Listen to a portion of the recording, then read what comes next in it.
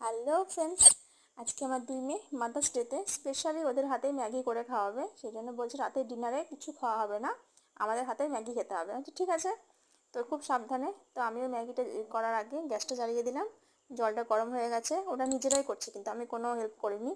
ওরা বেশ ম্যাগিটাকে সেদ্ধ করে নিয়ে তারপরে দুই বোনে মশলা দিয়ে নাড়িয়ে চাড়িয়ে বেশ সুন্দরই বানিয়েছিল, টেস্টি হয়েছিল। বাবা খেয়ে বললো, লাস্টে আমি খেলাম একটু, সত্যি খুব ভালো হয়েছে।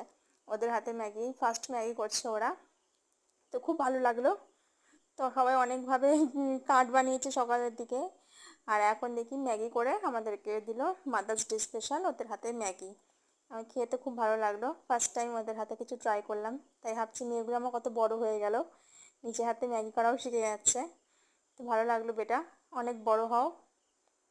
অনেক অনেক ভালোবাসা আমার আর তোমার বাবার তরফ থেকে তোমাদেরকে। আর আজকের দিনটা খুবই ভালো লাগলো, সারাদিন ওদের সঙ্গে সময় কাটিয়েছে ওর বাবা আর আমি। আজকের দোকানটা সকালের দিকটা বন্ধ ছিল একটি বিশেষ কারণে। তো এই যে দুই মেয়ে এসেছে, এসে আমাদেরকে সার্ভ করলো। সত্যি খুব সুন্দর হয়েছিল। লাভ ইউ সোনামা, ভালো থেকো তোমরা।